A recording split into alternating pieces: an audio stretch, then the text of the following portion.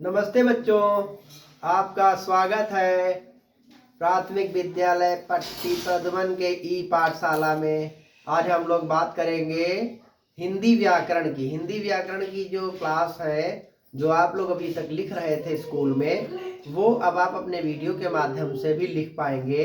तो अभी हम आपको जो हमने बोर्ड पर लिखा है वो पढ़ करके बताएंगे और आप लोग इसका स्क्रीनशॉट ले करके और अपनी कॉपी में जाड़े की इन छुट्टियों में अच्छे से लिख करके फिर स्कूल जब खुलेगा तो दिखाएंगे। तो प्यारे प्यारे नन्हे मुन्ने बच्चों, अब हम लोग देखते हैं सबसे पहला प्रश्न, व्याकरण क्या है। हिंदी व्याकरण में पहला प्रश्न है, व्याकरण क्या है? तो उत्तर है, भाषा की शुद्धता अशुद्धता का ज्ञान कराने वाला शास्त्र। भाषा की शुद्धता अशुद्धता का ज्ञान कराने वाला शास्त्र व्याकरण कहलाता है। एक पहला प्रश्न हो गया। दूसरा प्रश्न है, भाषा क्या है?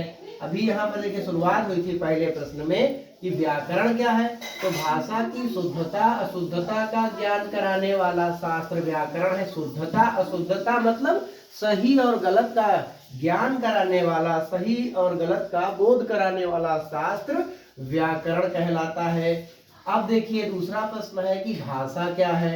तो भाषा के बारे में उत्तर लिखेंगे, भाषा भावों या विचारों की पूर्ण अभिव्यक्ति के लिए, भाषा भावों या विचारों की पूर्ण अभिव्यक्ति के लिए अपनाया गया माध्यम ही क्या है? भाषा है। जैसे संस्कृत, हिंदी, अंग्रेजी आदि हमने आपको जो भाषाएं बताई थी वो सारी भाषाएं हैं।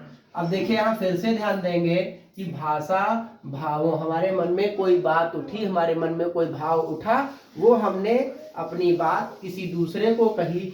और जैसे हमारी भाषा हिंदी है और सुनने वाले की भी भाषा हिंदी है, तो हम लोगों के बीच में जो वार्ता हुई, जो हमारे विचार हुए और सामने वाले ने जो बात हमारी समझी, वही भाषा है। तो भाषा क्या है?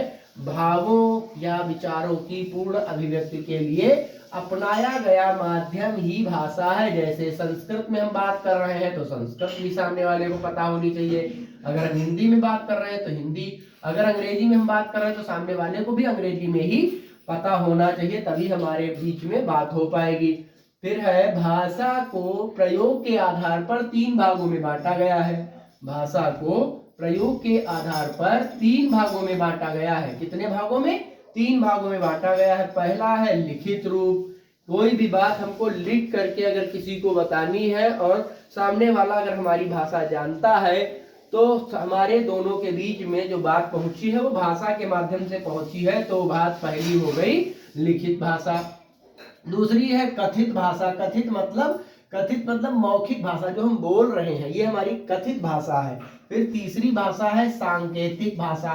सांकेतिक भाषा, हमको किसी से पानी मांगना है तो हमने कहा 1 गिलास पानी लाओ, तो एक हमने इशारा किया, वही इशारा करना ही संकेत है। और ऐसी भाषा मुख्य रूप से उन लोगों के लिए ज्यादा कारगर है जो लोग सुन बोल नहीं पाते हैं, उनके लिए सांकेतिक भाषा विशेष रूप से वो प्रयोग की जाती है। अब हम लोग भी प्रयोग करते हैं, कैसे? जैसे सड़क पर हम जा रहे हैं अपनी गाड़ी से, अपनी मोटरसाइकिल से, अपनी साइकिल से, कैसे भी जा रहे हैं, तो सड़क पर 3 लाइन लगी हुई होती है चौराहे पर। एक होती है लाल बत्ती, दूसरी होती है हरी बत्ती, तीसरी बत्ती होती है पीली। तो लाल बत्ती का मतलब होता है रुकना है, हरी बत्ती का मतलब है कि जाना है, पीली बत्ती का मतलब होता है कि हाँ तैयार हो जाइए, जाने के लिए तैयार रहिए, जाने का रास्ता खुल रहा है, या लगातार कंटिन्यू है, अभी हम निकल रहे हैं। तो यहाँ पर सांकेतिक भाषा का प्रयोग हम लोग भी अपने दैनिक जीवन में प्रतिदिन करते हैं। अब एक अगला प्रश्न है, लिपि क्या है? लिपि किसे कहते हैं? पहला अगला प्रश्न है, लिपि किसे कहते हैं? देखिए, लिपि जो है वर्ण का लिखित चिन्ह ही लिपि है। वर्ण का लिखित चिन्ह ही क्या है? लिपि है। वर्ण मतलब जो ऐसे ये वर्ण है, अ, क, ख इत्यादि, ये सब क्या है? यही सब जो चिन्ह है, यही चिन्ह क्या है? लिपि है। तो लिपि जो है वर्ण का क्या है? लिखित चिन्ह। ये चिन्ह ही तो है, जो हम लिख रहे हैं सब चिन्ह ही तो है। तो वर्ण का लिखित चिन्ह ही लिपि है। तो अभी आप इसका स्क्रीनशॉट ले लीजिए और अपनी कॉपी में आज से ये नोट्स बनाने शुरू कर दीजिए। तो आज के लिए इतना ही। बहुत बहुत धन्यवाद। नए साल की शुभकामनाएं बच्चों।